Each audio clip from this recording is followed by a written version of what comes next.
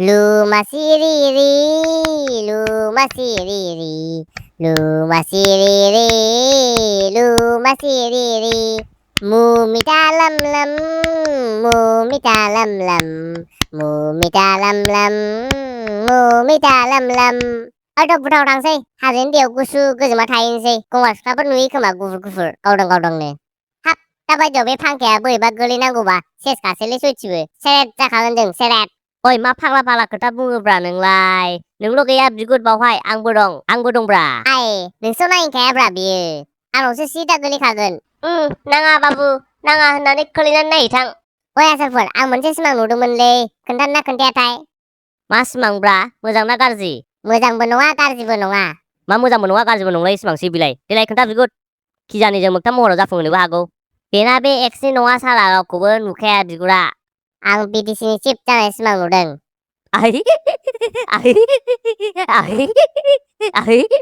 नों आरो बेबो बिटिसिनि चिफ नोंना बे सिमाङा सिमाङैनो थागोन बिगुर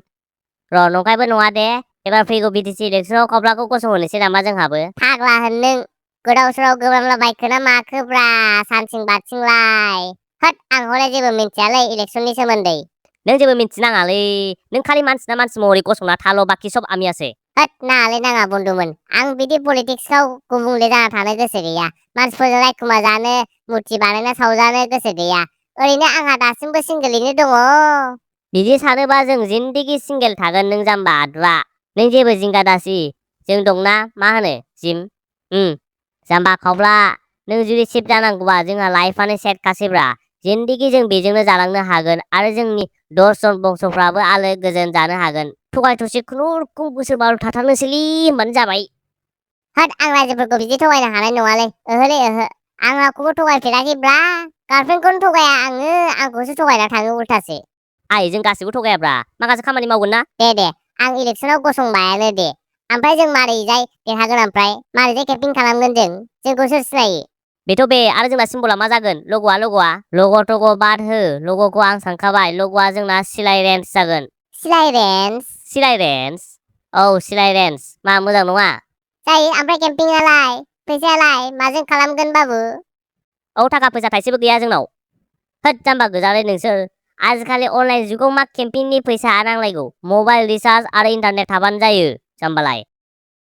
जोङो भिडिअ बानायनानै फेसबुक इउटुबाव हगारगोन नोंसोर हागौ माने शेयारल' खालाम होमबानो अट'मेटिक भाइरेल सोर बिसास खासिगोन बाबु नोंसोरनि बे अनलाइन भिडिअखौ ए जाम्बाया हनै मा बुंखो बियो तुमि कि जाने बाबु ससियेल मिडिया पावार टु बेखौथ' खालामखागोनानो खेबसेबाबो नाथाय फैसायालाय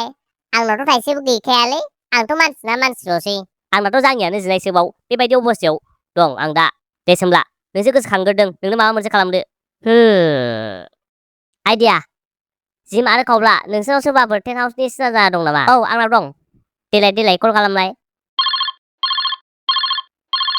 राकेब औ नोंना टेन्ट हाउसआ फ्रि दं दा औ दं जोंनो नांगौमोनलै सबसे खमाव बेसेबां सोंलाय माने नै जोंनो स्टेजसो नांगौमोन नालाय खमखौ लवेस्ट एखेबारे बेसेसो थांगोन फालाय स्टेजथ' सबसे खम 15,000सो थांगोन स्कुवेर फिटजोंसो खोथा नालाय 15,000 थांगोननो जायो दे र' आं नोंनो दसे थानानै खोन्थाहरफिनगासिनो दे हेल' माइक टेस्ट 1 2 3 हेल' किकि मास पाइसे थै जाम्बालै बेना माबा किकि मास पाइसेनो लाइभ रेकर्डिं सोलिगासिनो जाम्बा आइ बे माइक टेस्टब्रा जाम्बा माइक टेस्ट खालामनायाव माबा गोरोन्थि जाबाय आच्छा हेल' रायजो राजा नोंथांमोन आंनि मुङा जाहैबाय थानानि फिसा गाला खावब्ला नार्जारि आं एबार फैगौ बिटिसि इलेक्सनाव आंबो गसंगोन नोंथांमोना साननो जानो हागौ सोर सैमा बांग्रा अबेनिफ्राय ओंखारबोलायखो नाथाय आं जेनिफ्रायबो ओंखारबोआखै आंबो सासे नोंथांमोन बायदि पाब्लिकसोमोन नाथाय दा आं सुबुं माहारिनि दुखु दाहाखौ नुना आं थानो हालिया आंबो नमिनेसनखौ होगोन बेखायनो आं दा राजनितिकआव ओंखारबोनांगौ जाबाय जोंना बाजेटआल' बेनिखायनो जों दा गिदिर मिटिं दावथिं लिंनो हायाखै बेखायनो नैबे ससियेल मिडियानि गेजेरजों जों केम्पिंखौ खालामगोन गाज्रि दामोन दे आइ आफा फंबाय बिनानावमोन जुदि नोंथांमोनहा सिलाय रेन्ज सावगारियाव भट होयोब्ला एबा आंखौ देरहाहोयोब्ला जोंनि बड'लेण्डखौ साबसिननिफ्राय हामसिन समायनासिन जेबो दावराव दावसि गैयाजासे मिलि जुलि रायजो बेंलांगोन आं आरो र' नैबे थानानै फिसा गालाया आरो रायजोफोर खोन्थाखानाय जाबाय दे आं हले देरहा मारोबा खालामफिन गाला थोंजों बुंनोसै आं नैबे खावब्ला नार्जारिया 50 कौटि रांखौ एबा 50 कौटि रांखौ आं बयनिफ्रायबो सबसे सिगां आं जाग्रोगोन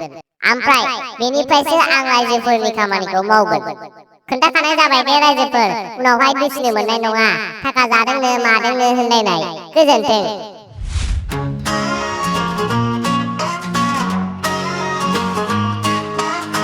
Kaoblaya dondol baca नेताओं का बॉस का राज़दार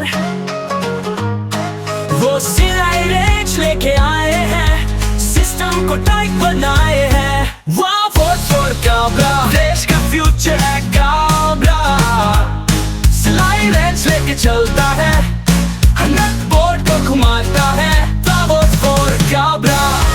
जोर से बोलो ना झूठ बोले ना खाए बोला काम करे बिना शोशा नेता नंबर 1 काबला